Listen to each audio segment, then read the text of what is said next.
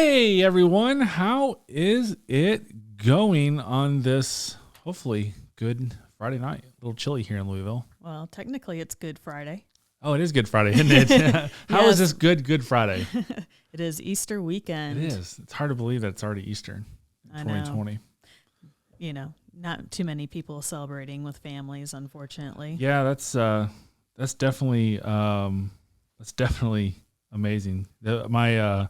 My zero to 60 has been picked up quite a bit. It's pretty awesome. Someone literally just shared Brad from 360 Express Collision Detailed literally just texted me and said, "Did you see this?" And I've been getting tagged in it all day, which is really awesome. Road and Track picked it up. I know. What's the other publication? Motor One. Oh yeah. Yeah, Motor One picked it up. So. That's awesome. Somebody said, let's talk about that 2.7. We can talk about that 2.7. 9:02 a.m. in Australia. Good day, mate. I got a lot of Australia people here. I love it. A lot of Australian people love cars. So I think I can do burnouts better than Australians. Yeah. We'll put that out there. Sure. We'll see. I find it funny because did you see that picture I put in our Snapchat group today? And it said cheese toasties, which is something in northern Indiana, you know, we always said, well, on it said something like it was grilled cheese in Australia is called a cheese toasty. Yeah. I was like, oh, nice. I finally got justification for that because people look at us weird down south. Steve said after listening to the plant manager Q&A, it sounds like the 2020 HTC is toast. It's going, it was originally TPW for 4.6. Now it's just sitting at 3,000. If parts from Mexico are held up, do I have a prayer of being a 2020?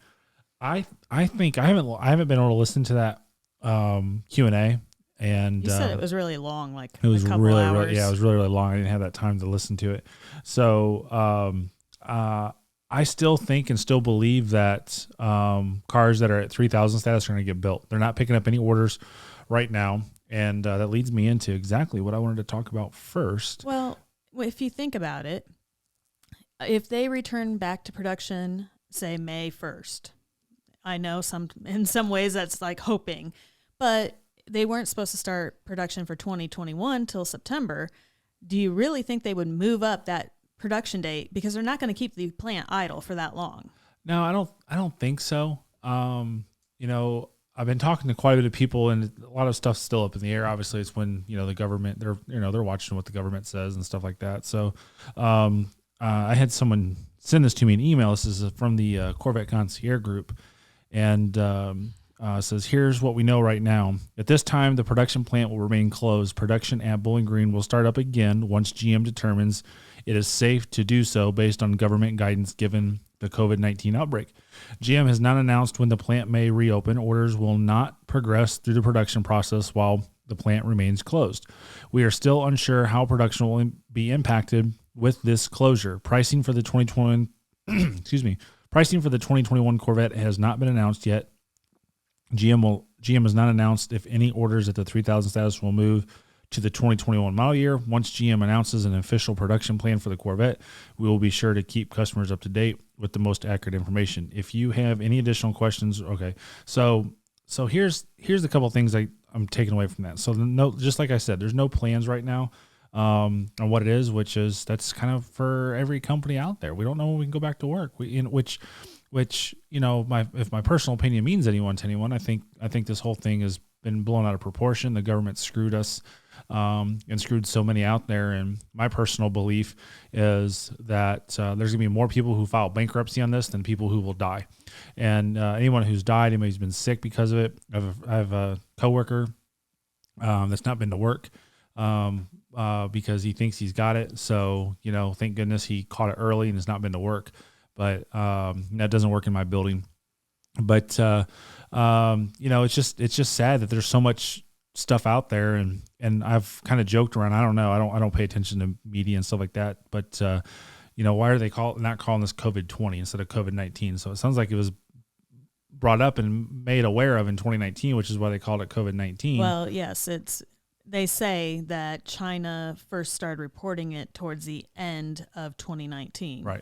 So So it's kind of interesting that we're 4 months into this and they're still shutting us down and stuff like that. So, but hopefully things will be done relatively quickly here soon. The good news is we see China's economy is coming back pretty strong. I was talking to somebody off camera today about this, and they had said that, what did they say?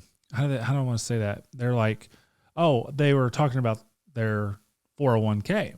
I said, that's kind of funny. I said, I haven't heard anything about the Dow in the stock market. It's not something I pay attention to either much on a daily basis, but I'm like, what is it doing? And it's back up to almost 24,000. It's like, we don't hear that good news, and that's the sad thing with this. The media is all we hear is bad news, and same with social media, not just media in general, but nobody wants to report the good stuff. So Albert says reopen June 1 timeframe. I'm hoping that they open in May. I'm hoping they open May 1. So here we are on, what's the day? It's the 10th. Yeah, the 10th of April. We got 20 more days. Hopefully they can get back in there and start working, because everybody who's not working is not making a paycheck, and we've all got bills to pay. So we'll see what happens. So it's kind of crazy that we have a lot of stuff going on that we've never had before go on. But I truly believe that even if it's June 1 that comes back in line, we have all of June, we have all of July, we have all of August. We have 3 months, 90 days of car production. And if they're putting together 150 cars a day times 5 days a week times, I did that wrong. 150 times 5 is 750. So if we have 4, 8, 12 weeks, 750 times 12 weeks, that's 9,000 cars. So I don't know somebody asked how many cars are at 3,000 status. I don't know that answer. It's not public, and it's not going to the dealers, but 9,000 cars seems pretty easy to do in 90 days. So we'll see. It all depends on the parts and supplies and stuff like that, and what we got going on. So, but I truly believe that we'll start production back up in 20 for the 2020. They're not going to move anything over to 2021. And what happens is, if we don't have a vehicle that gets produced for 2020, that order is just poof, gone, and we have to re-put that order in for 2021. So there's no moving orders over. Somebody had DM'd me, a customer on my list had said, what happens? Do I get a new order number? And he says, this might be a stupid question. I'm like, no, that's not a stupid question. I said, that's that you would think that it'd stay the same order number, but it doesn't. It's a whole brand new order number, and I got to do all the work manually, which is fine. I do a lot of manual work. But as far as like putting things in. Oh, okay. Yeah, I was going to say. Not manual labor, manual work. There's not much manual labor coming out of you right now. No.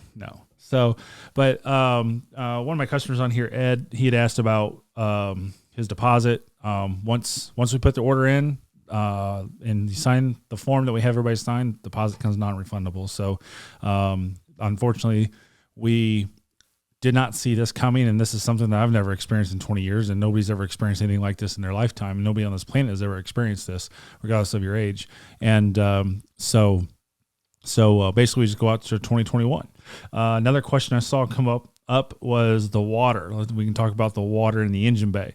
The water in the engine bay is not that big of a deal. It's not. I mean, I get it that Corvette owners are very, very boisterous of their opinion.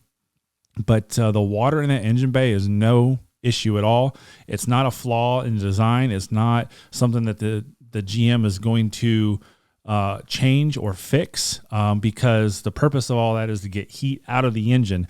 Engines don't like heat. Engines like cooler temperatures and cooler weather. So they have to be pushed out. Yeah, I saw that 2695. I said in last week's live stream that there was 2750 VINs used.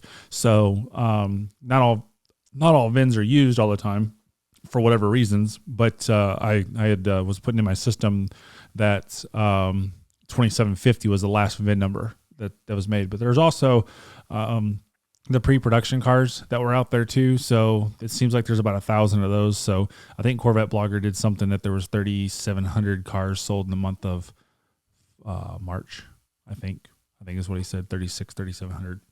Yeah, I don't know. I don't pay attention to those type of numbers. Yeah. So Steve's one of my customers. Oops, wrong person. Put up there.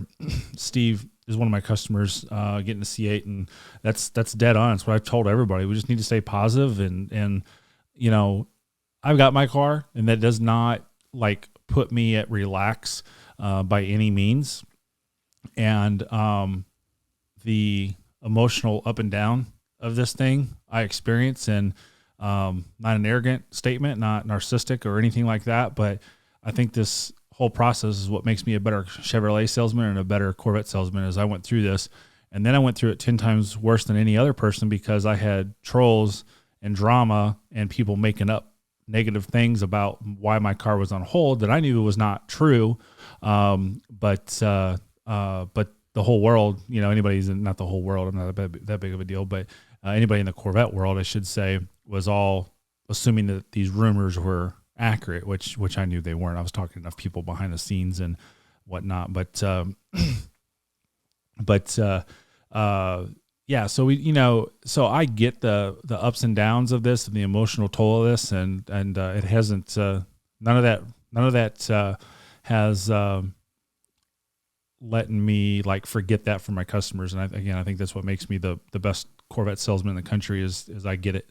But with that being said, finally, when we can relax and take a deep breath, and we got our car and we're staring at it, we're going to forget all about this drama and all this up and downs and all these delays. You're going to forget about it. You're going to be sitting in your car and absolutely enjoying the car. It's where I'm at right now. We got 1,200 miles on the car. I haven't had the car this week. The car's been getting paint protection film put on it. Paint protection spray put on it. I'm not a big paint protection film person.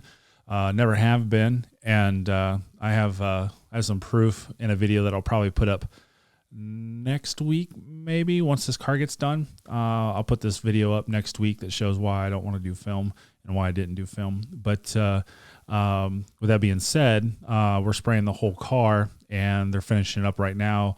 And Brad at 360 Express is finding out that this car's got a lot of nooks and crannies with the buffing and the waxing and the wet sanding that you have to do after you spray the car with the paint protection spray. You have to do a whole lot of work, so it's taking him a little bit longer than anticipated. So he called me today, and he scared me. He's like, "Hey, how badly do you need your car this weekend? What do you got going on?" I'm like, "Why?" Because the way he said it, he was like, I thought maybe they drove it somewhere or someone fell on it and they wrecked it or whatever. That's the way it made it sound. I'm like, why do you ask this? Because he called me, right? It wasn't a text. He called me.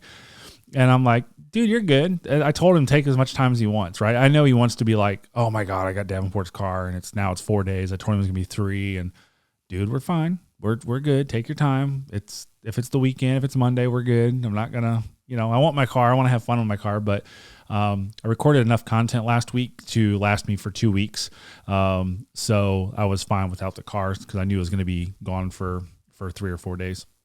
But what questions you got over there, Mrs. Chevy Dude, that we can get answered? We're trying to get as much as these answers as we can. We get a lot of stuff in there. Maybe if you'd stop talking, maybe that too. Answered.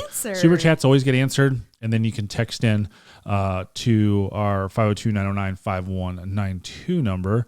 But that super chat is the best way to ask the question, and that's what gets answered 100% of the time. Well, why don't we go with the question that was called in earlier today as to why you can't get red stitching on a 2LT car? Okay, perfect. Yeah, so red stitching is a 3LT option. And to be honest with you, I don't know the exact option or reason why that option is only available on 3LT, but GM does elect to keep some options available on the higher trim levels. And that's kind of across the entire board of the automotives. Like some of the options are just available on higher trim levels. It's kind of like the upgraded leather is only on 3LT and you can't option that on 2LT. Same with front lift.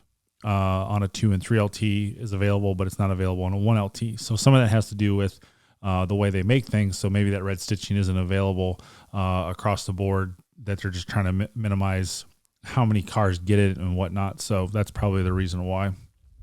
Same way with the yellow stitching. Yellow stitching looks so awesome in these cars. Love the yellow stitching. Kind of wish I would have done it, but I didn't want a black interior because I think black and yellow is the only way it looks good. I don't think it looks good any other way. Well, I don't think you would be able to get yellow stitching with anything other than a black interior. I don't know. I've never tried it. No. Never. I mean, they can be really picky at times on what they allow and everything. So let's talk about eBay a little bit. There are cars showing up on eBay that are being sold for $20,000, $30,000 above MSRP. Yeah. What's your thought? I've seen that. Some people have sent me. I mean, there's a 2LT right now I'm looking at for $107,500. Yeah. I mean, it's just, just price gouging, it should be illegal. I wish GM would step up and say, hey, listen, you can't do that.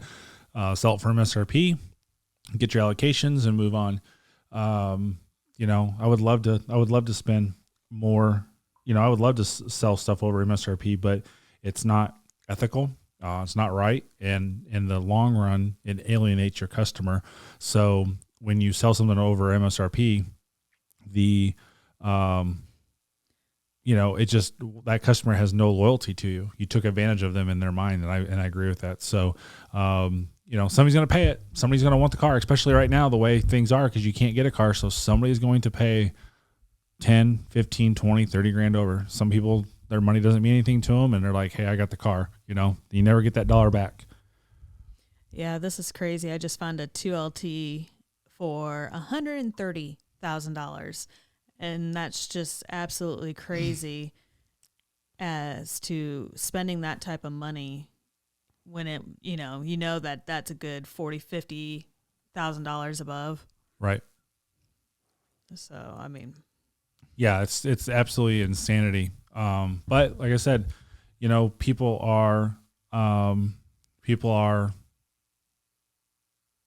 supply and demand. People got the money, they'll spend it to get the car.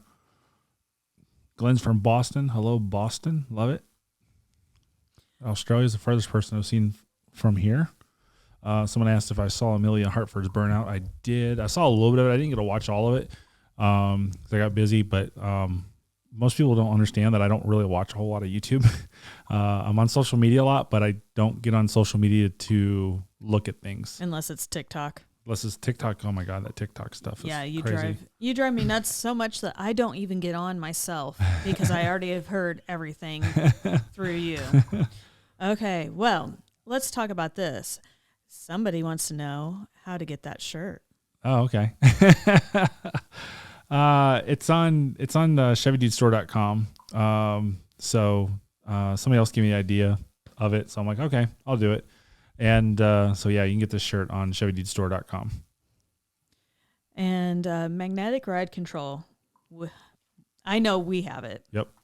But the question is, would you do it or go without? So yeah, if do it. I mean, it's absolutely worth it. What is it, an $1,800 option, I think, or $1,500 option? I can't remember. But the magnetic ride control makes this car so smooth.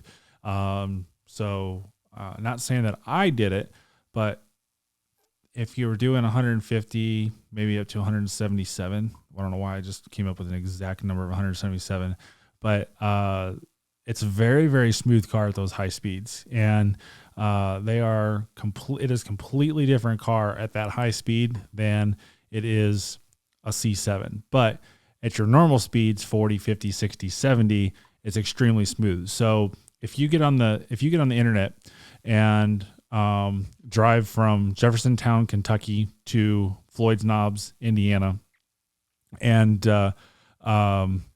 you look, it's all basically downtown Louisville is all like a elevated highway, so like a bridge. So there's expansion joints all along, and how this does over each one of those expansion joints is absolutely amazing. Again, not saying that I've done this, but I've heard the rumor on the streets are the difference between a C7 and a C8 taking this strong corner at 115 versus 107 is completely different as well. And the C7 does not have, the C7 that I have heard about does not have magnetic ride control, where the C8 that I heard about it does have magnetic ride control. And the difference on these expansion joints in this curve and how it sticks is completely different. So magnetic ride control is a huge thing. So definitely get it if it's in budget for you. And what other options that we put on our car would you be able to do without? I could probably do without most of them, right? So like if I built the car just to drive and I didn't have a YouTube channel, so like I built my car completely different than what I would have done if I was just driving it, right? So when I bought the C7, I bought that as not a YouTube video. I wasn't doing really big on YouTube in 2015. So now I built this vehicle because I have a lot of plans on showing people how everything works and showing all the options and stuff like that. And now that my car is completely done, I got my ground effects in, they're on, I'm getting the paint protection spray. So all of that stuff, the car is now ready, as I was waiting on these ground effects to get in from ACS Composites. So now that I've got all this stuff in, we're good to go, and I can start doing some more of these videos on showing how everything happens and how everything works. So I wanted to build this car so that I can show every option possible and not have to wait on someone else's car. So again, an advantage of me being a salesman and owning the car is I can show you how everything works. So with that also being said, if I would have built this and I didn't have YouTube, I would do a 2LT. I would just do probably really basic stuff. I probably wouldn't have done the Trident wheels, even though I do like the Trident wheels much, much better than the carbon flash wheels that are the 995 upgrade. I would still do the carbon fiber interior trim. I would do high wing still. I would do the black mirrors.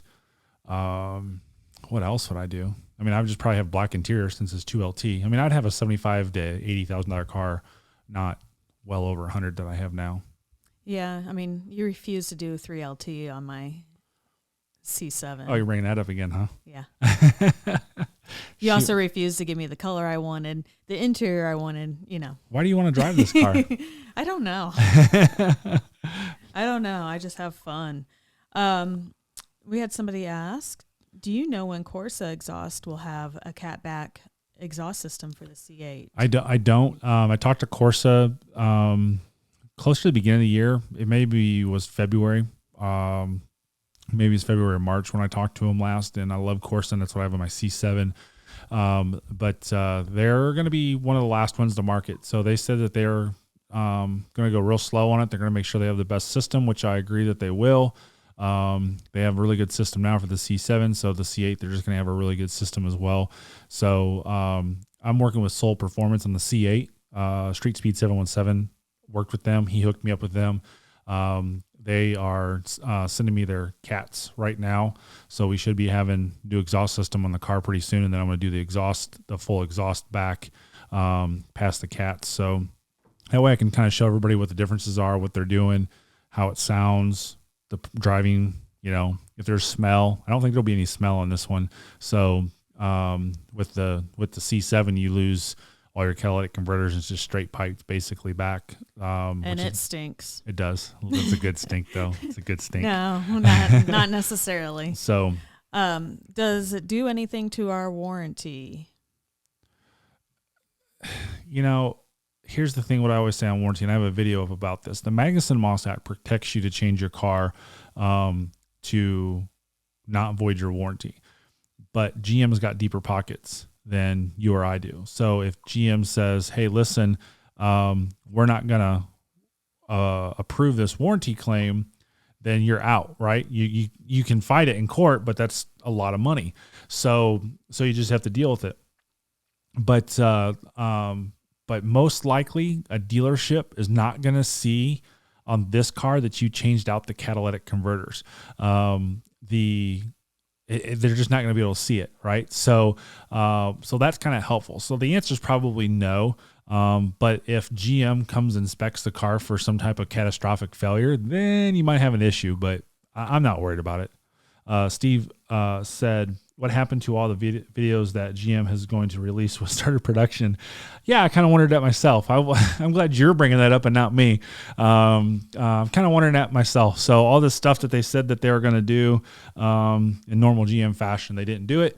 And but that's why I'm here, and that's why I spent the 6 figures on my car so that I could do all these videos for the owners and the consumers. And to be honest with you, 2 more things is I get to drive a fun car, right? I mean, I'm not going to, deviate from that. This is awesome that I got this car. And thirdly, it's going to help me sell more cars down the road. When I did this back in 2014. In late 13, I started doing YouTube videos on these cars, and it sold me a lot of cars because people would call their dealership and they don't know the answer. So they start Googling it, and I'm a master Google SEO type person. So when you Google something, I pull up. So they find me, and then they call me and ask me, and they're like, okay, cool.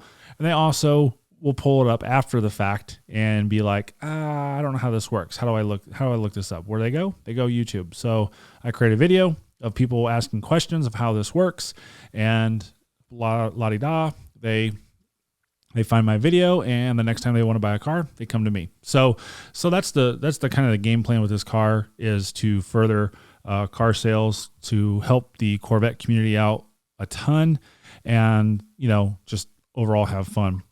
Lance Smith says, I have a CTF C8 coming. It was shipped to Warren, Michigan on 2/14. Now it's at 4,300 status. Dealer says ship date was 4/7. Any way to know when it might arrive at my dealer in Arkansas? That's kind of interesting. So CTF is capture test fleet vehicle. CTF is not really the right terminology to use here. Basically, we want to say pre-production car. CTF vehicle is going to GM for someone to drive to test, to make sure everything's working right at the production plant, the car's not having any issues when they're like this close to production. So GM's never done this. They've never sold these cars to dealers or given these cars dealers that I know of. Maybe I don't know of any pre-production, because it didn't happen in 13. So it's kind of new on this. So most likely you are looking at a 2LT car, and it appears that the 2LT cars are not going to the dealers based off of my sources and my dealer partners that I talk to on a regular basis. So they were telling us that they had a bunch of 2LTs happen to be in their system, and then they were told that you're not getting those cars, and we'll give you extra allocations to make up for those 2 cars or 3 cars or whatever they got that 1 car. So it doesn't look like any 2LTs are going to the dealers. So we'll see. But if it went to Warren, Michigan, you're probably not going to get it. It would be my guess. And if the dealership has got your money and they can't fulfill an order, they should be able to give you your money back.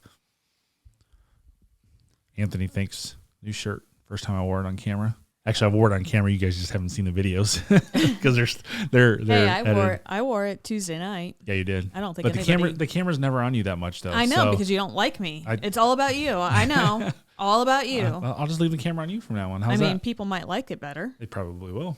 So let's talk about some of the defects. Mm-hmm. What? I had the camera on me for a second. I'm like, oh, well, let's put the camera on you. Oh, okay. Thanks. You're welcome. Somebody said something about a bolt on the driver door. Have you noticed that problem? No, it was on that one car that made big news. I've inspected all the cars that I had came in, which is about 14 of them. The museum has inspected all theirs, and they didn't find one. So I think it was just one that maybe something happened that they used the wrong bolt, that they tightened it down too much, they torqued it in there too tight, whatever the case may be.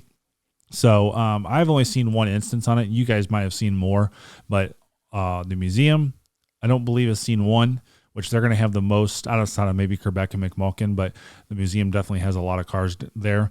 They haven't seen one, and I haven't seen one with mine. And of course, the first thing I do is I go out and look at my car, because I was like, have I opened my door all the way? I don't know, but I haven't had that issue with my car, and that bolt is in there. It's kind of weird. It's really, really close, though. Yeah. What about the stitching defect? Have you looked at our car to see if we have the wavy stitching on the dash? Oh, that's new. I haven't heard about that one. Yeah. That's a new one. I'll have to check. It's on 3LT cars, and there's been a couple articles regarding it that people are seeing some wavy stitching right there in that dash on the passenger side. That's your side. Why haven't you figured it out? Well, because I haven't looked. I mean, the car hasn't been here for a couple of days, so, I haven't been in it. Did you see that article and ask that question, or did somebody send that in? I saw the article and asked the question. Oh, good, Thank good. you. Yeah, good. I am capable of doing some things myself. No, that's good. I'm glad. I was just wondering because I hadn't seen that. But again, it goes back to I'm on social media a lot, but I'm just not paying attention. I actually got out of all the Corvette groups because there's just some nasty people in there, and I don't want to be around nasty people. I just my life does not revolve around narcissistic people, arrogant people who think they're better than everyone else. My life doesn't revolve around people like that. I want to be trolls. So the trolls are okay because the trolls pay me the most money, but still, it's just people want to be nasty, and and it's even getting worse now because everybody's at home bored. So I just don't want to deal with it. So I just got out of all the groups. So, okay, let's see.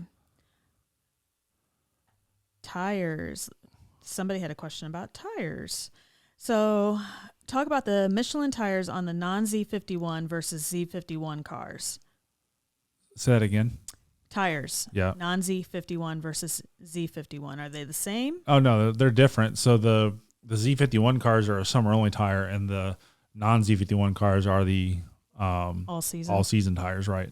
So I did see early on, and I apologize. I just saw seemingly a negative comment that this was a clickbait. We get a lot of questions. We got 2,100 people in here that come in and come out, and they put a lot of questions in here. So I try to get to all of them, but the Super Chats ones is the one that we can do it. So that's just the easiest way to do it. And then also people who are members of the channel. So someone was asking me about my 2.70 to 60 time. So that was the second attempt.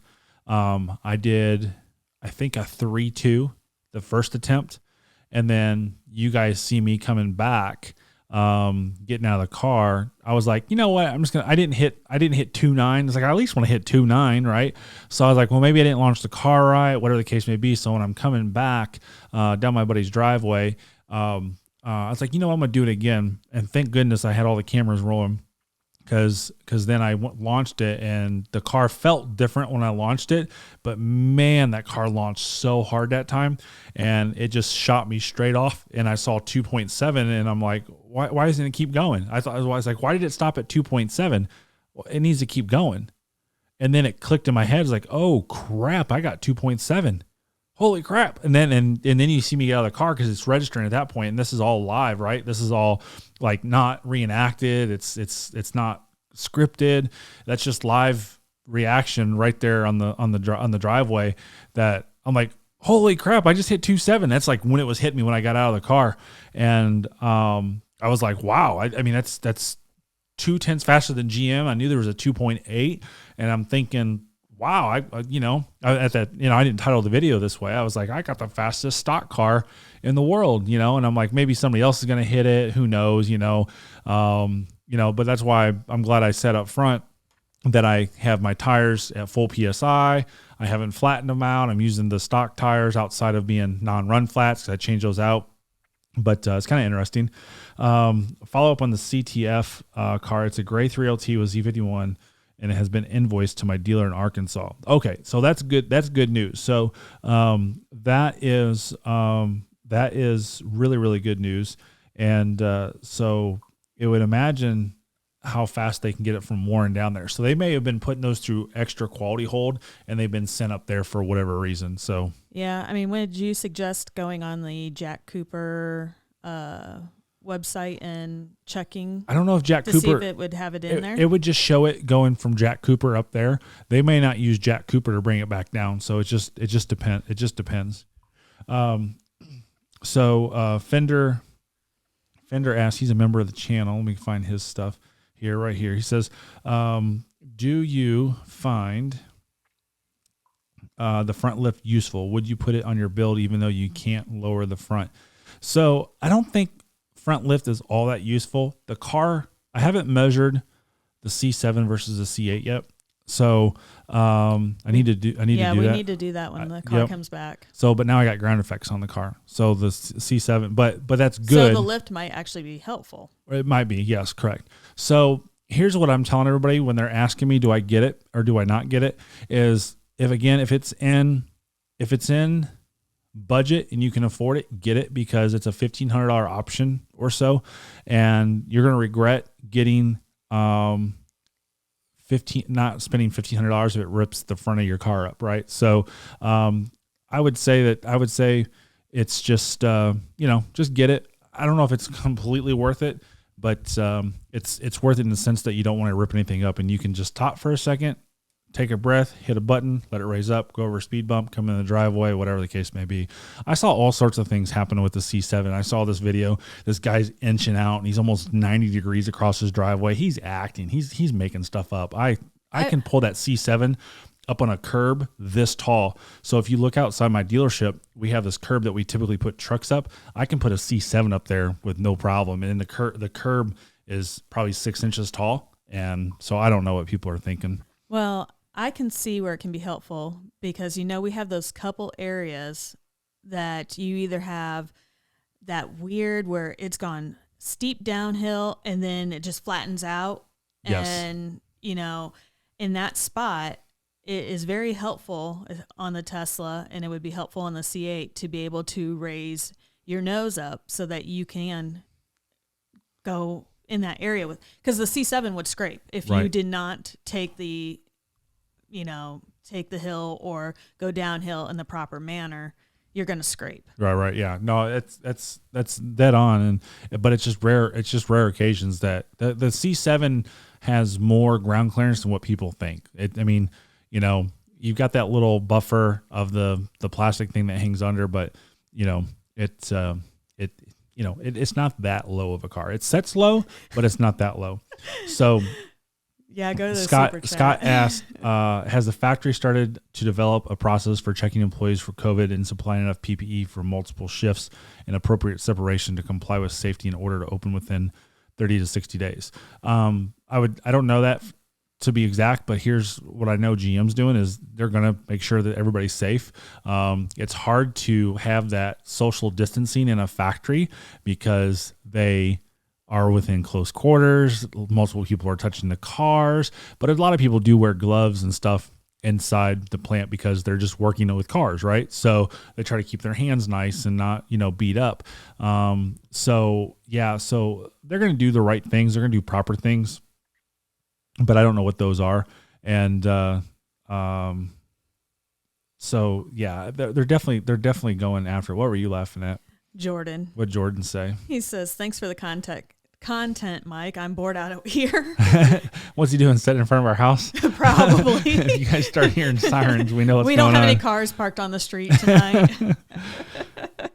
Plant manager stated that they have a plan for COVID-19 startup. So yeah, that's exactly kind of what I was saying. Is they're gonna protect themselves. The union's gonna require it if the government. The union was pressuring GM to close anyways up front. Exactly. So I don't know how those people get paid, if the union pays them or if they have to file unemployment. I would say I'm kind of surprised the union has not for UPS. The UPS union has not pressured about their working conditions. Yeah. And everything. So it is what it is, and hopefully we will get back up and running at the plant. But, we started talking about these tires and you skipped way out to left field. And I did have one more question regarding them. Ask away. So all season tires, are they really good for all seasons? Yeah. So like driving your C8 in the wintertime on ice, I know nobody drives a Corvette in the wintertime. They're all season. They're not snow or ice tires, right? So all season means that you can drive them in minus 20 below zero. Are they going to do good in snow? Probably not. But you can drive them all year round. So that's really what the all season means. Snow tires are snow tires. All season tires are all season tires. So Jordan says better check to make sure the vet is still out there. He's not out there because the vet's not here. Jordan, the C8's not here. So unless you're going to steal my C7. He doesn't know how to drive a stick. He's a millennial. Oh, really? No, he probably does. I was going to say, I mean, seriously. But I think the Corvette he test drove at the dealership was a stick. But, if he wants to take it, the keys are out there. Come get the C7. Has anybody made the carbon fiber trim that Chevy stopped after 20 cars? Nobody's made it, but ACS Composites has had some opportunities to get it. So definitely check with ACS Composite. The ACS Composites did get some of these cars, get some of these ground effects. So I talked to them. Was it this week I talked to them or last week? It was last week that I talked to them. And the weeks are blending. Yeah, I know. It was last week because today's Friday. So it was last week that I talked to them, and they did have, I think I can say this, they did have a couple pieces available, but they're making sure that all their customers get them.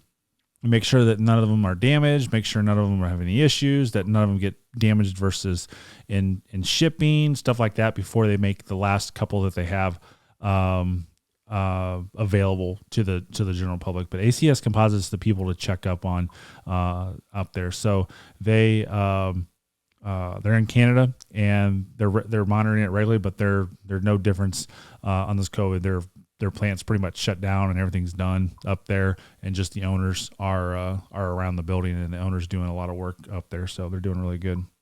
And we had Ricky say, "Are you and Mrs. Chevy Dude going to make a video of the C8 versus C7?"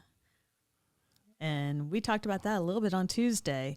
Probably not with me, but we're thinking with our daughter. Yep, 19-year-old daughter will race me. She'll beat me because she doesn't know how to drive a stick.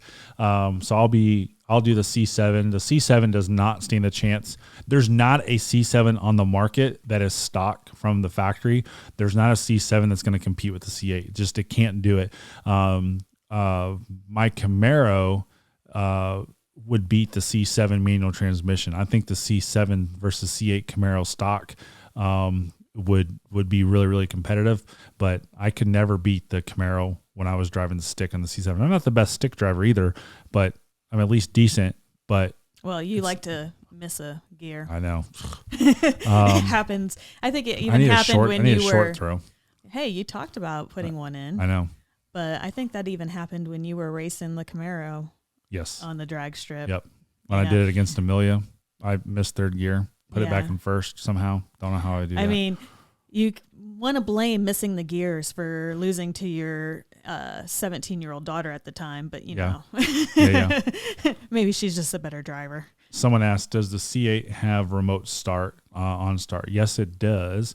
And I think I'm going to make this video go live next week, but one of the videos that I shot last week is 5 things you didn't know about the C8, and there are 5 things that no salesperson knows. No salesperson is ever going to come forward and say, "Oh, I knew that. I knew that. I knew that. I knew that."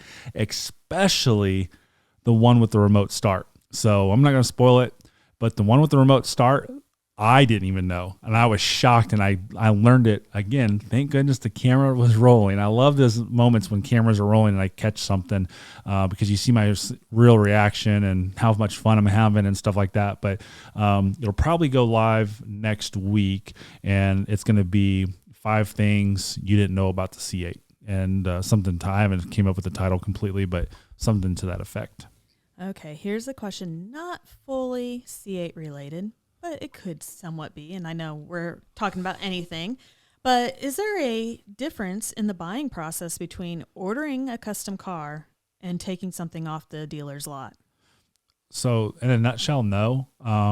There's a little bit of difference, but nothing crazy. So ordering a car, you order it exactly the way you want. You got to wait for it, right? So if the dealership has the car in stock, you just go in and say, "Hey, I want to buy this car." But really, the order process is the same outside those couple little itty bitty things. So, you just got to go in and work your deal and get your car and move on. So you still have that process of going in and doing all your paperwork and picking up the car, regardless if you order it or just buy it off the inventory. But The only difference is just getting the car ordered. It takes longer. So as far as rebates on a non-C8, as far as rebates could change. So when I do an order car for a customer, I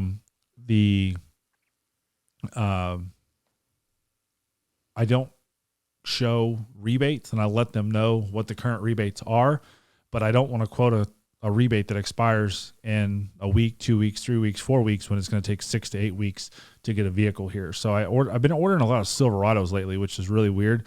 So we are when Silverados come in, there's a lot of rebates in Silverados, so they know the base price and then whatever rebates are available they get. So like the last Silverado had $6,500 in rebates, and they just rolled with that. And speaking of rebates, I want to talk about this. Maybe I should talk about this Tuesday night. But yeah, leave it for Tuesday. No. So I've been getting these calls a lot, and everybody thinks that coronavirus is a negotiating strategy or tactic. Coronavirus is not a negotiating or strategy to get a discount on a car. Dealers want to sell cars right now. They're still selling cars right now, but you calling them and saying, hey, I want a coronavirus discount, good luck. They're laughing at you behind the scenes. I promise you 100%. I've been talking to so many dealers out there, and this has been happening. They basically just tell the person to fly a kite and take a hike, offering a ridiculous amount because people are like, you need to sell a car. That's not going to work. I had some guy offer me $39,000 out the door for a $44,000 car that would be plus textile license. And he was offended that I told him no. And I'm like, dude, I don't need to take a $6,000 hit on a car just to sell a car. So yeah, if you're out there buying a car, don't use coronavirus as a negotiating tactic or reason to get a discount. It's not going to work for you. I promise you 100%. When we had the 2008, 2009 economy, GM did not do many things in rebates. That's why we had cash for clunkers out there, because the government had to step in. But the GM didn't have any different rebates than they did back then as they do 3 months ago. They're all the same discounts. They're relatively the same throughout the year, and nothing changes. But don't use that as a negotiating tactic. It'll save you some stress, and it'll keep you from going into a car deal with false hope. Well, that goes into the next question. We have a local person on that wants to know, essentially with the current guidelines, social distancing, all that type of stuff, they're in the market for a used car, and they want to know how they can still test drive and, get the pre-purchase inspection, like taking it to a mechanic, that type of stuff. How are they going to be able to do that stuff if guidelines are not relaxed? So every dealership's different. I've seen some dealerships absolutely in Louisville, Kentucky. In Louisville, Kentucky, dealership sales departments are not an essential business, and they technically have to be closed down, no customers in them. I see dealerships in Louisville absolutely disobeying that rule. My dealership is not, so it's really up to the dealership. I did a video on how to protect yourself with this. People are wearing gloves the wrong way. People are wearing the wrong mask. I'm gonna try to work on a video tonight that's gonna show people why they're using the wrong mask during all this. So, but yeah, so basically you just take the precautions. You should not be able to test drive a car. So basically what my dealership is doing, we just made this change because we're trying to make changes as it goes on. What we're doing is we're working our deal, and we get everything done. You agree on everything, and then you'll sign all the paperwork, and we'll give you 30 minutes to go test drive the car. Or actually, no, you don't have to sign the paperwork. I take that back. Once you get there, if you need to go test drive the car, we'll give you 30 minutes to test drive it, do whatever you need to do, and come back and sign the paperwork. And it'll be sanitized before you take it. And if you don't take it, it'll be sanitized afterwards. But as far as pre-inspection, depending on what the dealership does, just ask the dealership up front what type of inspection process they have. it's going to be up to the dealership if you're allowed to take that to a mechanic. So obviously within 30 minutes, you could probably arrange a mechanic to say, hey, will you look over this? But if you're looking at a certified pre-owned car, if you're looking at one of my cars, I'm going to tell you what kind of inspection it's had. And you're just, you're not doing your due diligence, or you're doubling the workup as far as inspection. And most likely with like some of my newer cars, my mechanics are going to expect more points than your mechanics, because we do 172 point inspection on a lot of our cars. So it's very rigorous, but so you're just kind of wasting time and money and effort on that. But it's, each dealership does things different. So you just need to ask those questions up front.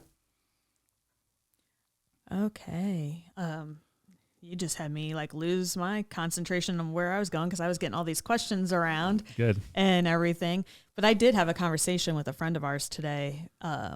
She's looking at a couple of different things, and I found that you guys have 2 vehicles on the website that would work for her. But I was like, you can't really test drive them. So I told her, I said, you're better off just waiting because she's not sure which one she wants. So, and it was an Audi or a Camaro. Oh gosh. So big difference in everything, and being used, kind of want to make sure they're okay, or all that type of stuff. So yeah, it's like best to just wait. If you really, really need to test drive a bunch of different vehicles, wait till this is all done. Yeah. To purchase. So I just saw this one pop up. So I talked to this gentleman today, and I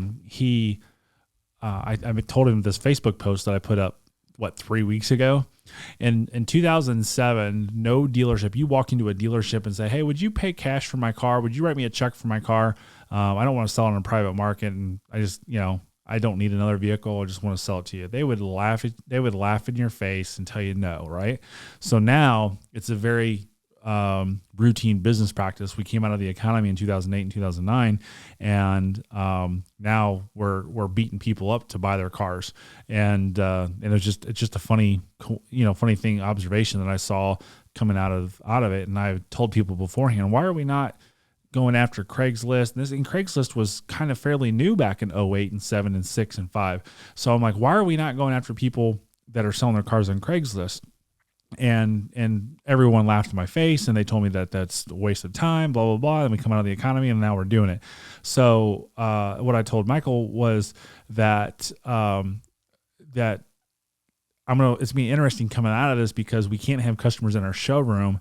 And when I sell a car to someone, I have to overnight them documents, have you sign triplicate forms, have you send it back, and be done with it. Well, there's a lot of credit unions out there that do everything e-doc. So I'm really interested to see what comes out of this, that dealerships will start doing more e-doc, that you don't even have to walk into the dealership. If you buy from like Vroom or Carvana, you do everything remote, you don't really do everything in person. So it's kind of interesting. So hopefully that happens. I know some dealers, when I posted that, some dealers said that they do it, which I don't completely 100% believe that they do it, because not a lot of these banks will accept e-docs that are not signed in front of a business manager at a dealership. So maybe they do. I'm not in their dealership every day, but it'll be interesting to see. Hopefully we can get this stuff done, and just makes the car buying process much, much quicker. And also it's going to save the car business and make it the car buying process more enjoyable, that we can just do everything at home, So it makes it much simpler. Okay, I got some more C8 questions to go. Have you seen any, or have you heard of any dealers that have C8s actually available that are not a customer ordered car?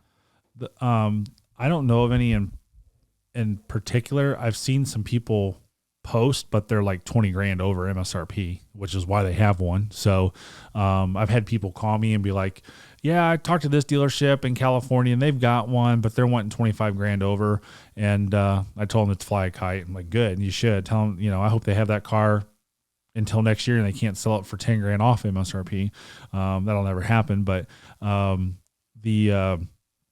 yeah, those are the types of cars I see, like those cars on eBay. Those are Yeah, several of them said new. Yeah, they should be in dealer inventory and available. So I've seen some used ones. Omni the Hellcat bought a used one, right? So it's technically used. He didn't buy it from a Chevy dealership. He bought it from an independent. I think I saw on eBay when I quickly looked, there was a used one with only 19 miles on it. Right.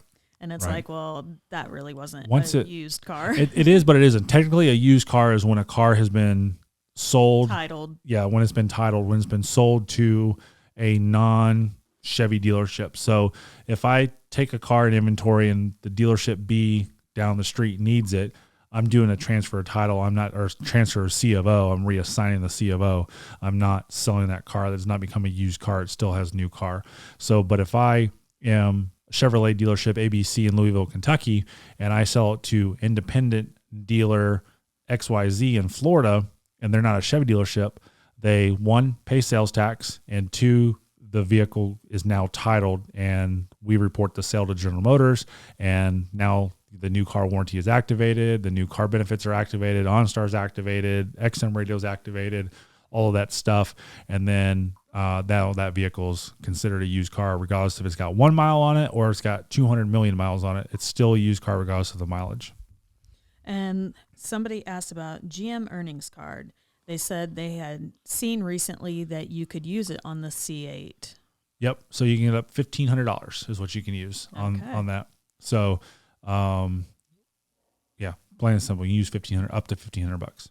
And do you expect the prices to essentially fall because of this whole pandemic? No, not at all. They're probably going to go up. So same with C7. 2020 C8 is going to probably be considered a more rare car, but maybe not collectible, etc. I think the only car. So I said this in 2018. In 18 years of selling cars, I've never sold a car that's going to be a collectible.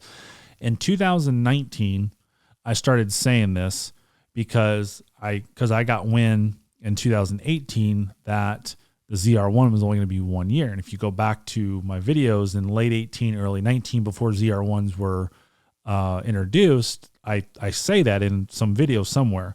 And I talk about how ZR1 was going to be a 1 year car, and people were harassing me and telling me how wrong I am and stuff like that, which I just chuckle at.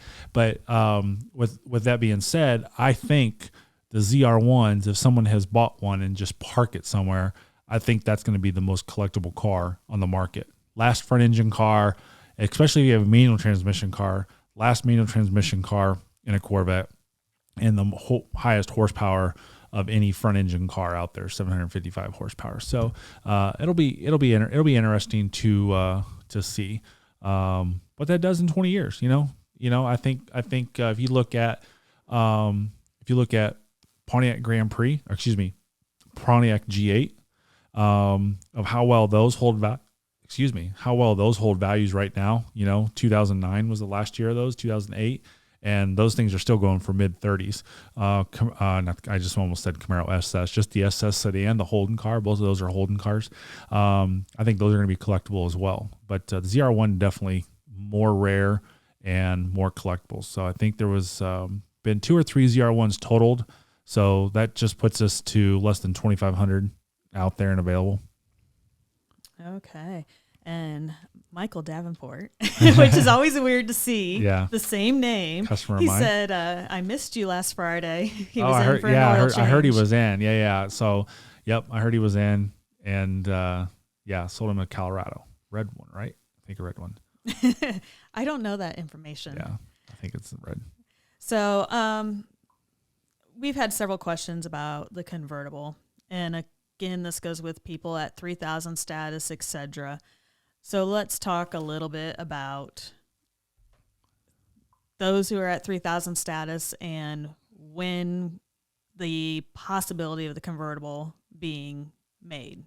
Yeah, so I think the convertible, once they start production, I think the convertible will probably be about 3 to 4 weeks past when they start production back up. So middle of March is when they stop production. And it was scheduled to be April 1st, so that's 2 weeks. So I think give them a week to get their bearings, maybe 2 weeks. So you're looking 3 to 4 weeks before the C8 convertible starts back up after they get rolling. I think, again, I think everybody who's at 3,000 status is going to get a car for 2020. So April, they did not allow us to get any allocations. They skipped it, and they skipped it for everything, not just Corvette. So we don't have any allocations for any vehicle this month, and that happened during the strike as well. Second time in my career that's happened. But just kind of interesting. Saw something from the Virgin Islands. That's amazing. Shout out from the St. Croix Virgin Islands. I'd rather be coronavirus there than here. Yeah, me too. Anywhere that has a beach. Yes. And some warm weather. Yeah, but all the beaches are closed. But well, I've seen people still out walking, maybe not actually hanging out at the beach. Yeah. But doing like shell hunting and things like that. Walking out in California, I think they arrest you and give you life in prison if they catch you on the beach in California. Well, that is California. I was talking to somebody today, and so just a C8 customer that called in. I can't remember who it was. It might have been Michael, but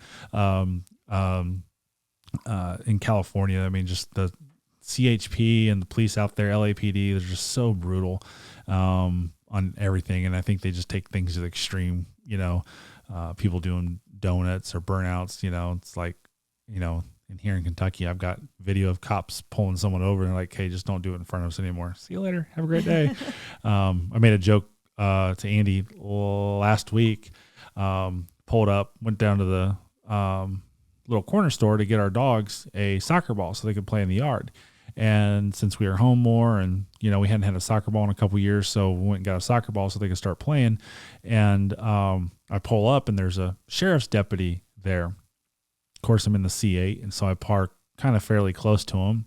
And so I walk back out, and of course, he stops me and starts talking to me, and 25 minutes goes by, and he's just sitting there talking to me about the car, and he gets out and introduces himself and gives me his phone number. And I came back and I told Andy, I said, I think I've officially gotten more guys' phone numbers with this car than I have women, so I don't think you have anything to worry about.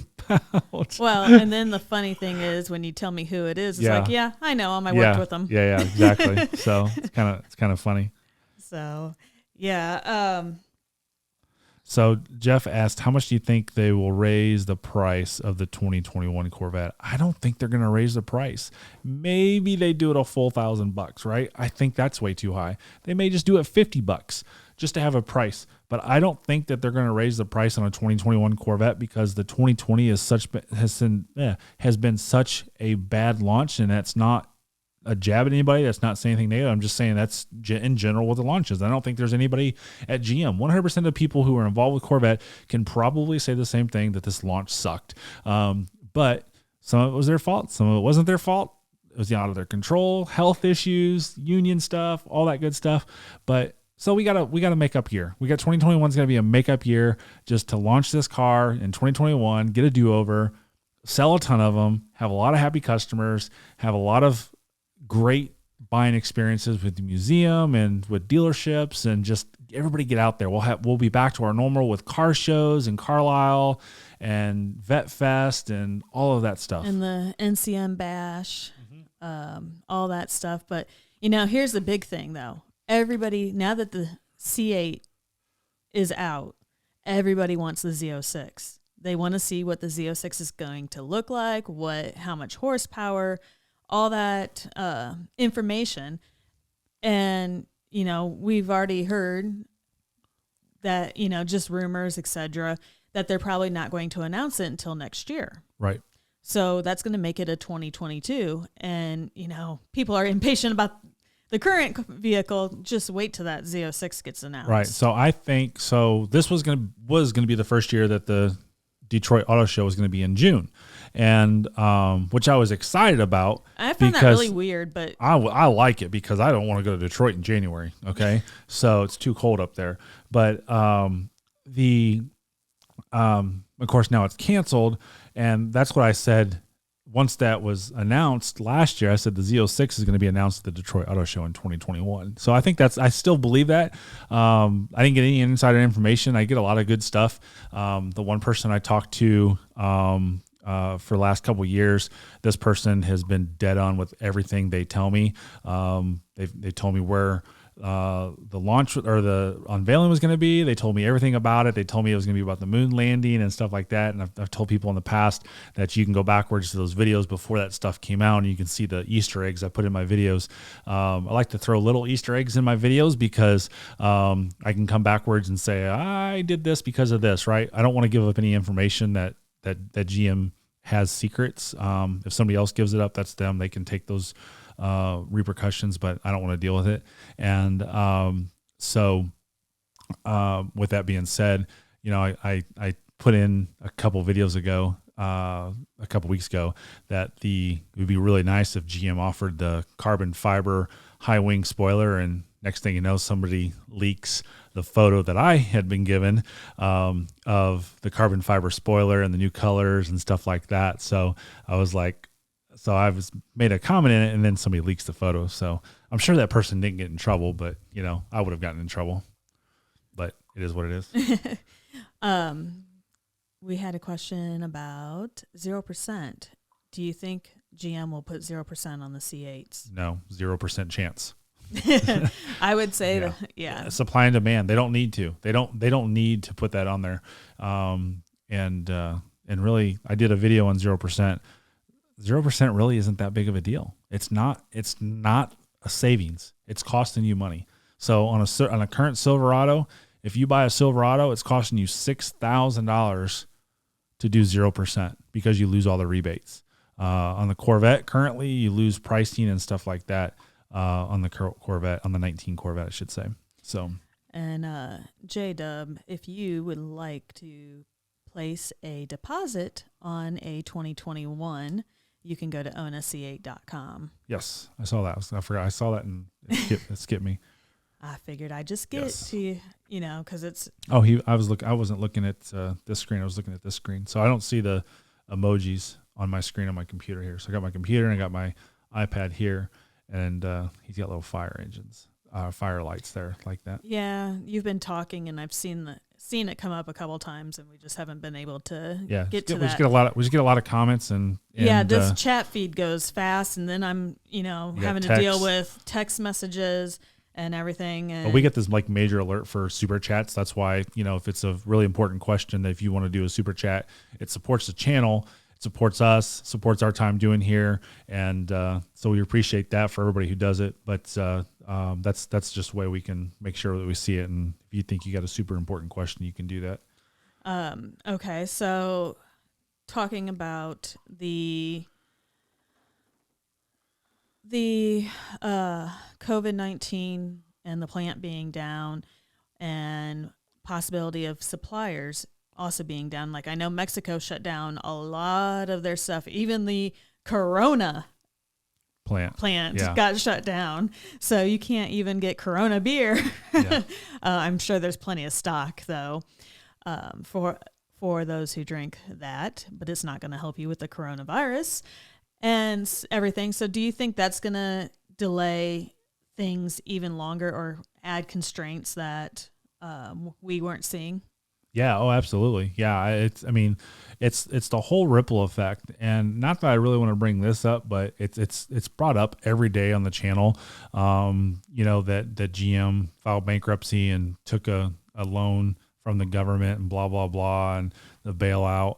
And, this is an effect right now. If General Motors were to go out of bankruptcy, that it affects all these suppliers. There's so many people that would be affected if we went out. So back in the day, the bailout was strong, and which was good, but it's nothing negative. The airlines took a bailout. We don't see anybody bashing the airlines. The banks, every bank took money from the federal government, and some of them didn't even pay it back. We don't see anybody of them get bashed. And so it's always kind of funny when I see somebody bashing GM for the bailout. Ford took money. They didn't take it at the same time. They took it prior to, but every manufacturer took money from the government to do it. Just GM was the one that everybody picked on. And we had somebody just join, and the question's about Rapid Blue. Yes. we have no clue when that production's gonna. No clue that, and Accelerate Yellow. So I'll give you a little bit of feedback. I didn't do this, and I've decided not to do it because I'm wrapping the car, right? So I'm gonna wrap the car. I've got the wrap design. Now I just got to find somebody to wrap it. So if there's anybody out there that wants to collab on some stuff and wrap my C8, and you're within driving distance of Louisville, Kentucky, I mean, I'm talking like 400, 500, 600 miles, 700 miles. We'll make some stuff happen. But and I had Skeppel down in Florida design this, and Skeppel is really, really well known in the wrapping industry, and he designs all of DDE's wraps for PFS out there in California, and so that's why I went with him, because he's just so well known. He does such a phenomenal job, and the wrap that I have for this car is mind blowing. I told him, I said, here's what I want to do. I want to make people be like, oh, wow, that is so cool. I want people to be like, you ruined your car. Why would you ever think about that? And then I want people, not in reality, but I want people having wrecks on the interstate when they see my car and I drive by them, right? So I said, that's what I want. And I gave him some other things to do and some things that I like that he did here and there. I said, but we can't copy anybody. It can't be anywhere close to DDE. It can't be anywhere close to anybody else. So we designed this. And then Monday, actually 2 Mondays ago, I'm talking with Brad at 360 Express Collision and Detail, and I said, I should wrap my car in Accelerate Yellow, because there's not going to be an Accelerate Yellow car out there, right? Just a couple that are at the plant. But I was like, that's what I should do. I should wrap my car in Accelerate Yellow. So those two colors, Accelerate Yellow and Rapid Blue, once the plant comes back up a couple weeks afterwards, they'll start building them. But yeah, we may not see those colors. Just had a message come through that Motor One picked up your 5 dislike video too. Oh, did they really? So awesome. That's nice. I need to find out who Motor One is. Like some of those guys, because I appreciate them so much. They pick up my stuff all the time, and they really, really do help out the channel. And if anybody at Motor One's listening, guys, I really appreciate you. Feel free to reach out to me. And you got video ideas, we can do some. We're one person, right? So she does a really good job of helping me out. But in a nutshell, it's just me, and I have. That's because you think the world revolves around that's you. That's not true. Yes. You think the world revolves around you. It should. See? I'm the woman. You steal my cars. Happy wife, happy life. Remember that. The world revolves around me, not you. I'm in so much trouble. This is week three of stay at home. What is this thing called? Quarantine. Week 3 of quarantine. We're not really quarantined. Yeah. Stay at home order. Steven made a comment about he thought one of the 5 things you would not like is the engine compartment getting wet. So I'm going to talk a little bit about that, not you. Okay. But basically when he's giving me nasty looks. When that engine compartment gets wet, nothing's getting into the cabin or the cockpit, whatever you want to call the interior of the car, and nothing's getting in the trunk. So that engine bay getting wet, really, you don't even notice. I mean, when it's out raining, you're not going to notice that it's wet until you go to open up everything and see, oh, there's water there and everything. I mean, to me, it's like, it's no big deal. It dries up, but I know most Corvette owners wouldn't agree. Yeah, they can't. It is tough to get in there and wipe it down. And I'm 6'3", and it's tough for me to reach in there. So here's why it wasn't a. It didn't even come anywhere close to being on the list, right? I wrote all these things down, and like I said in the video, it's not bashing the car in any way, shape, or form. This car is way exceeding the expectations in the driving of it. So the water, every car gets water in the engine, and even your C7, even your C6, your C5, there's water in the engine. Especially on the C7, you can see it on the C6 and C5 as well. You lift that hood, and there's water marks on your underlayment for the hood. It's just normal. So that's why it wasn't even on my radar. And my car's a daily driver, so it's not that big of a deal to me. But the things I listed were true, and they're accurate. They're not made up. They're not just to make a video. After I made the video, which again, I tell people all this all the time. I don't watch YouTube. I don't know many people out there. I like to. because I think we can make some really good videos together, especially other C8 owners. The Corvette Direct guy, he seems like a cool dude, and I think he's close. I think he's in down south somewhere, Alabama. I don't watch YouTube. So that when I put my 2.7 video up, him and one other person got tagged. Corvette Direct was one that got tagged more, and he looks like a pretty small channel. And I mean, he would be a perfect person to do some stuff with. He's young like I am, and it would be fun. It would be fun to do some stuff with another C8 channel. Like I said, he seems like he's pretty close as well to here. But I've tried to reach out to him, but I can't message him on Instagram for some reason. But my phone just crashes every time I go to message him, which is weird. But no, it'd be cool to do some things with people. And, with the way this engine sits, it is, like you said, very hard to get to the engine, to be drying it off, etc. Like these guys who go to car shows and want to have everything looking sparkly and all that stuff, you pretty much have to climb into the trunk. And if you put that high wing spoiler on, you might as well take a step stool with you if you can find a way to take one. Right. Have somebody else go with you with a regular car, because I don't even think you could get a step stool or anything in the C8 to take with you. But, it's just really hard to reach down into that area. I mean, you had to climb in when you put the engine cover on. Yeah, and that was kind of like being silly and kind of a little bit of a show, because I could have reached all the bolts, but I was like, it was definitely easier to get into the trunk and do it that way than lean it over, right? So, but I think a lot of them, people, I've seen comments on there that people are using they'll use leaf blowers, that they'll, there's machines out there, not machines, there's machine. Yeah, I guess that is a machine. There's machines out there literally that are designed to dry your car, that are like air blyers. Somebody mentioned them, that they make them, that somebody mentioned them quite a bit of times, out there. So, it is what it is. It just has to get done. And Matt asked, isn't Bachman limited at the amount of C8s they get according to sales allocations? Every dealership's limited, but we earn extra allocations, which we did earn extra allocations already this year. We earned extra allocations the first week of ordering cars. So, yes, we are, but no, we aren't. So it's kind of a 50-50 thing. So the top dealers can pretty much get as many as they want, providing that they do other things. So sometimes we may have to take slower moving inventory, and they'll be like, hey, listen, if you could take 50 of these right here, I'm just making that number up, that we'll give you 10 extra C8s, right? So we do things like that as well, and that's every opportunity at dealership. But sometimes dealers are like, I don't want to take that extra inventory because they can't move it. So I saw someone come out here and ask about inventory that doesn't get sold. So there really isn't inventory that doesn't get sold. If a dealership chooses not to take a big loss on it, to sell it, that's on them. But in a nutshell, that goes over to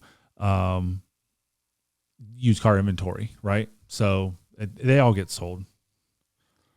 You need to work on thinking there. Yeah, I was making that. I was deleting those messages.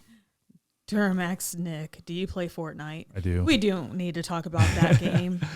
That is so annoying. But yes, that's the second person we've put on timeout tonight. I'm a sweat on Fortnite. Chevy dash dude /YT, I think, on Fortnite. And the message got retracted, but yeah, I saw it. Asking about Roadhead in the C8. So I think one of my local car groups. Yeah, I'll say this. One of my local car groups, like, you're not cracking a rib, you're not. What'd they say? If you're not bruising ribs, you're not committed. All right, move on to PG stuff. I know. I just had to say something about it because that was a little funny there, is the driver's seat area not as wide as a C7? What do you think? It's wider. So, bring it. Speaking of that, so delivering a car, I sat in this car yesterday that the competition seats were in it. And now that I've got 1,200 miles in the C7 with the GT2 seats in it, and I said this a while ago, I might have made a mistake by not getting the competition seats. I did not make a mistake. Do not get the competition seats. I'm 6 foot, very big guy, so you can see that I don't have big thighs and I don't have a big waist and stuff like that. But the bolsters, I do not sit on the seat in the competition seats. I sit on the bolsters. My butt cannot get down to the seat cushion because the bolsters are so big and they come up so high that you just don't sit in it right. So if you're not going to track this car, don't get the competition seats. If you're just driving the car to drive it, those competition seats are extremely narrow. The GT2 seats dig into my thighs a little bit, but not a ton. I know they're there when I'm driving, but it's not that big of a deal. I would say I've been pretty comfortable in the seats. I haven't had much time driving the car.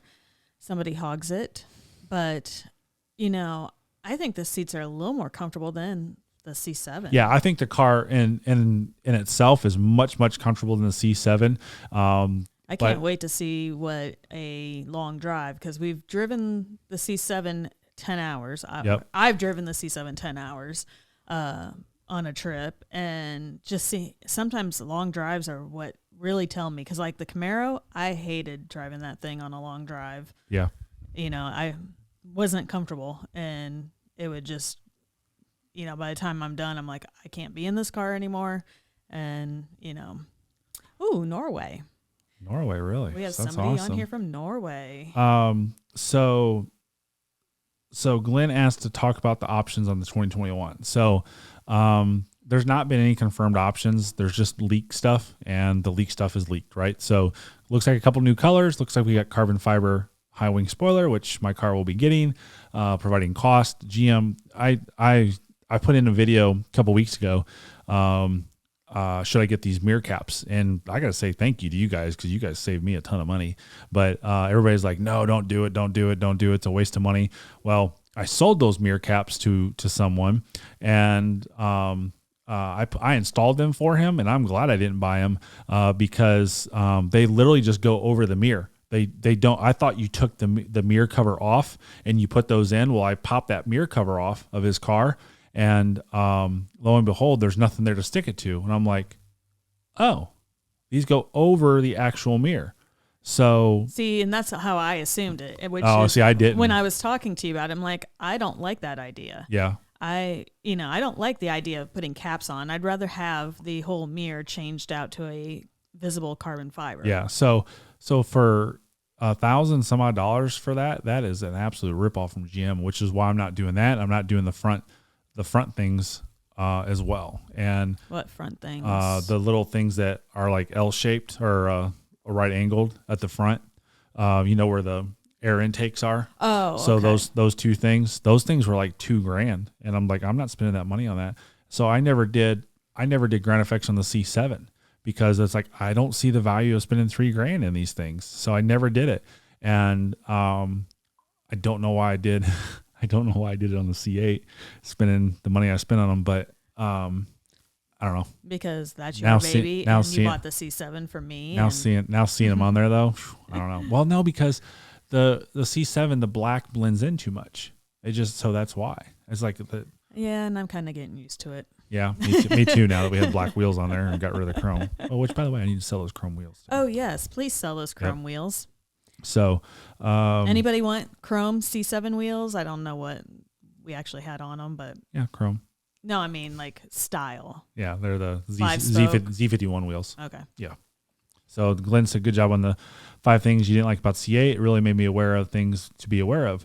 you're welcome. Like I said, kind of really stretched for those things because there's not really that many bad things to say about the C8. And I thought about that video for a while and really looked over things, and it's just goofy stuff. But it's going to come up to like the front cameras and stuff like that. I did this video on the C7. I'm going to do it on the C8. As soon as I get the C8 back, I'm going to do that. I'm going to get out a measuring tape and measure a lot of different factors on it. And even if a salesman's watching me and they do the video, or another YouTuber's watching me, they're not going to do this video, but I'll do it. I've already got it all set up and know how I'm going to do it, and very detail oriented on what it is, because the whole idea is so that way everything about it and you can judge appropriately with stuff. So it'll be a good video for everybody to watch who's buying a C8.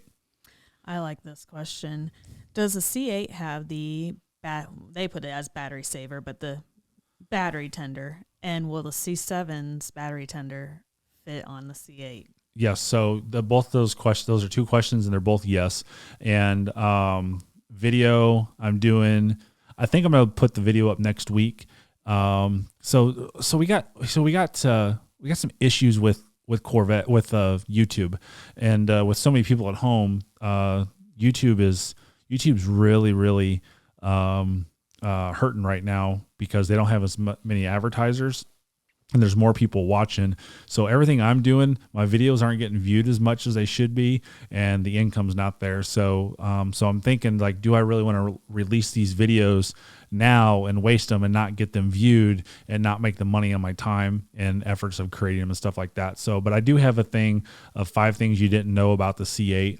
And I mentioned this earlier in the broadcast, but even me talking about it right now, like, nobody's going to be able to come up with any of these 5 things, because you've got to be a true owner. You can never, as a salesman selling the car, you're never going to be able to come up with the 5 things that I came up with. So, and again, this was stuff that I had been thinking about since July of last year, being first introduced into the car, being in the car in September, right? Was that when the car was at our dealership? Yes. So I was there at 4 a.m. in the morning, was sitting in that car until about 9 a.m.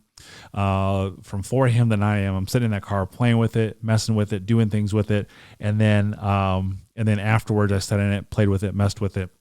And then we went to Ferrump, sat in those cars for a long time. And then now I have mine. I've been just doing nothing but sitting in it, touching buttons, playing with it, resetting things, just doing goofy stuff. So, but it's gonna be a good video. Oh, my nose itches. We probably got time for probably 2 more questions. I told Mrs. Chevy Dude that we were going to be on for an hour, or an hour and a half. Yeah. But I got to eat. But have you ate? No. You haven't ate? Okay, so. Because I didn't have time. Miss Grumpy Gills over here, she doesn't eat. No, I'm actually fine right now. Thank you. Wonderful thing about this quarantine, all you can do is sit around the house and eat. Yeah, which we don't need to do that. So, no, we don't, but I'm good. Okay, so Mike L. asked about the C6. Let me find that question again, because things keep moving. Michael with like a really weird last name, long name. He gave me a deposit today. I think he's from California. Well, this is a different. Oh, okay. Or Matt L. Matt L. Okay. Did you like the C6 Corvette? I never hear you speak about it. So I really didn't get into the Corvettes until C7. The C6 didn't appeal to me because it was always like your grandpa's car, right? So the C7 styling definitely appealed to me a lot, and I've seen the age come down on the C7, and even more so on the C8. So I have not delivered. I take that back. So I got 2 customers. I think Tony's over 50. I don't know. Hopefully, and he watches, so I think he's over 50. But I think I've only got 2 customers out of the 15 cars that I delivered that are over 50. Outside that, everybody else is like in their 40s, 30s, and 20s. So tells you a lot about what this car is doing in the age bracket. So I don't remember the stat dead on, so don't take it with a grain of salt. The average age of a Lamborghini buyer, a brand new Lamborghini, is in their 20s. So that tells you where this car is going. This car is going, and everybody, all the older guys will be like, how's these kids afford it? These kids afford it. I don't know how they afford it either, but they afford it. And There's I would love to see you try to pronounce my last name. Kiersnowski? Yeah, that's what I was gonna say. I was trying to get the Kiersnowski out. Kiersnowski. Don't try to copy me. So I am. I mean, that's how. Yeah. I'll have her do it. Pronounce these people's names, woman. And somebody called you old, which you are. I'm not old. You're older than me. Block that person. So you're old. You're getting older. Oh, Bodie did. Okay. Last question. Make it a good one. Well, let's go back to these 3,000 status cars. Do they get the 2020 pricing if they don't get made until 2021? Nope. All pricing is effective on whatever GM does it. So the only way that you get pricing, say GM came out tomorrow and said, hey, we're raising the price of 2020 $5,000. They do that tomorrow, right? Anybody who has a car that 1100 status is protected. So when GM comes out with pricing on 2021s, there's not going to be anybody at 1100 status or whatnot. So she nailed it. Yes. Cha-ching. See? So now, there are some other names that I would not nail. I mean, especially like Indian names and stuff. Oh, those are hard. Yeah, they are. But I had that one last night. You have to assume it's Indian, right? I mean, it's like this long is their name in lowercase letters. So, once pricing is up there, if you don't have 1100 status, your pricing is not protected. And then 2021 comes in, then they'll have pricing for 2021, and that'll be it, regardless if you're 1100 or not. So it is what it is. So thanks, 750 North. Appreciate it. Got your hat here somewhere. I think it's back out in the basement or out there. What? 750 North's hat. Yes, the hat. I need to wear that. I don't wear hats all the time. I wore a hat for the first time on the channel the other day, and I wore it backwards, and people started making fun of me. It's like, I never wear my hat forward. I never put a hat on this way. I don't like the way I look. Maybe I don't look too bad. I look ridiculous in a hat. So but I've always worn hats this way. This is the way I've always worn a hat. And like since I was a kid or anything like that, I've never worn a hat in any different way other than that. And you've had the times that you drive with the top off. You have to have your hat turned around. Otherwise, it goes flying, and you've had it fly. Yep. And it's like, crap, you got to stop and try to get it. Or, I mean, we've had to stop on the side of the road and go back and get the hat because it flew off. So, Jeff said, I taught a grad class with 20 Indian nationals, couldn't pronounce any of their names. That's tough. Yeah, tough. I used to teach swim lessons, and I've had a few Indian kids come through lessons, and, it took me a while. One of my favorite girls, her name is not pronounced the way it's written. And so I would always have to sit there and remind myself. And I mean, I knew her for years, and even to this day, I have to sit there and think about the pronunciation before I say it. Yeah. And, I had multiple times I had to sit there and ask parents, okay, tell me how to pronounce the name again. Yeah. And, it just takes a while to get used to it, because in English, we look at things and want to pronounce stuff based on how it's spelled. Right. So. Cliff Bradley said you look like Gary Busey. I've heard that so many times. Gary Busey, Biff from Back to the Future, and what's the race car driver's name? Dean always called me him. There's a race car driver. I don't think he races anymore because I don't watch racing much. There was a race car driver that those are the three that I've always been called. Biff is the big one. And every time I see that comment on YouTube, I always write back, why don't you make like a tree and get out of here?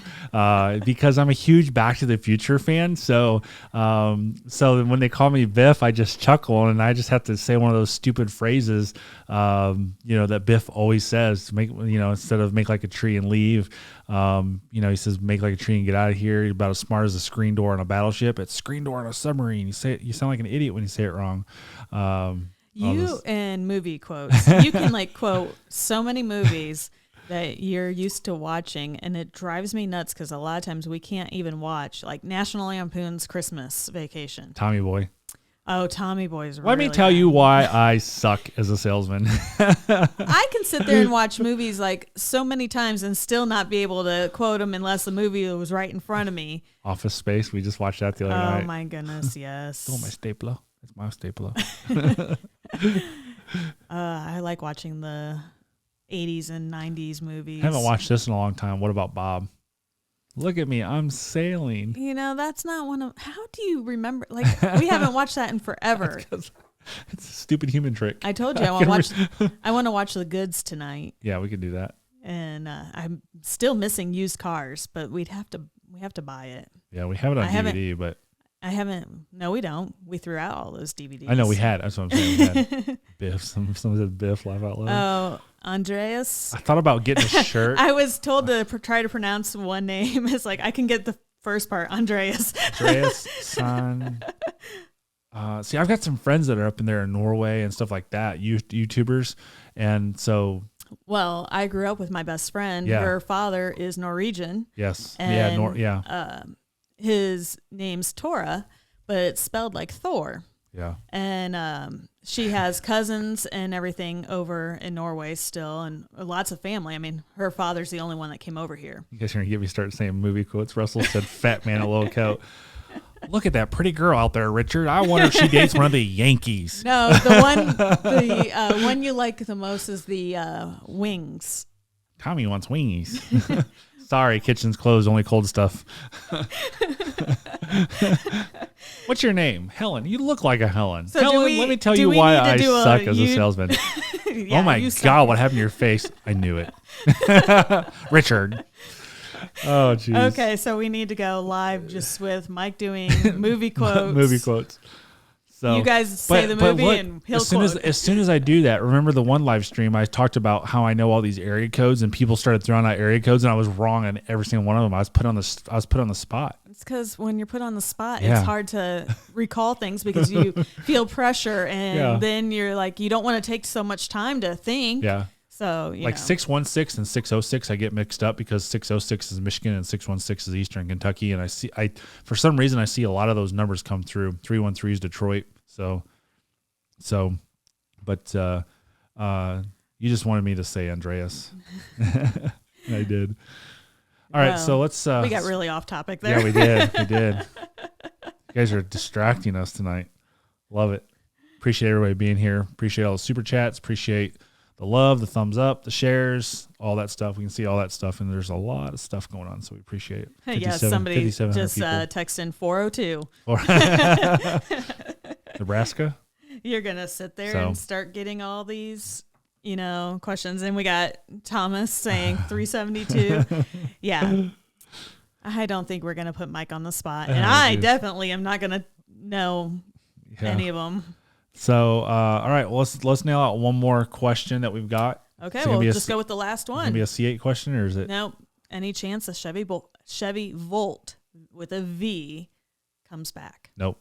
GM is done with hybrids. They're done. It's fully electric, with the exception, I think, of the C8. So I think the C8 is going to be that has hybrid motors. But I would love for it to be fully electric. I would too. I think fully electric is the way to go. But but yeah, so we're gonna see fully electric 100%, and that's it. We're not gonna see hybrid components for everyday driving cars come back anymore. Okay, I did see one more that I missed earlier, but how much is the transparent roof? So upgraded, it's $995. But this person specifically said they could not upgrade because their car was already at 3,000 status. So yeah, you're probably $2,300. So people will sell them all day long for $500 after. Like if someone's like, I don't want this car. So people think that since it's an upgrade of $995, that the top isn't worth that much. But for retail wise, that top's a $2,200 or $2,300 top at the Chevy store. So people really should sell them for $1,500, but they don't. And they're cutting themselves loose. But since you can upgrade it for $995, they think they can only sell it for $500. But does the cat want to be on YouTube? Yeah, So the cat wants to say cat came hi. in here and said hi. Say hi. Say hi. It's our Himalayan cat called Smokey. So Mr. Jinxie cat. There you go again. Doesn't have opposable thumbs, fucker. Focker. We haven't watched that movie in a while forever. either. So, but no. So the top is what's that? We just keep getting questions. Jordan just asked about the Tesla Roadster. I'd like to see it come out first. Yeah, Tesla's got to come out with the cars first. They're it is what it is. It's like I would love to have a Roadster. Yep. But the car actually has to show up first, and as far as I know, they have not started production. I would never buy a new Tesla. I would never buy a new Tesla because it's worse than what the Corvette's going on right now.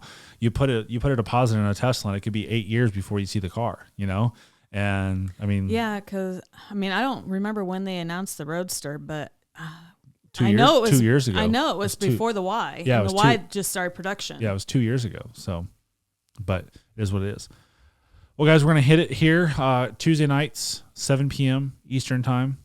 We'll do Beyond the Showroom podcast. That's a strictly on point, on topic related questions that only. we come up, that a lot of people come up with and say, hey, what about this? It's car buying stuff, right? My vlog started out with car buying tips and tricks and how not to get scammed over by car dealers. So I want to keep that on the channel. And then we like doing these Friday nights. You guys are here, 6,000 people on tonight. So it's really awesome. Our goal is 10,000. We're trying to get to 10,000. So make sure you share our stream. Make sure you tell people about the podcast. And we'd love to have you back on Tuesday night. So everybody, thanks for being here. You guys stay safe, stay healthy. And as always, have a great day and drive safely.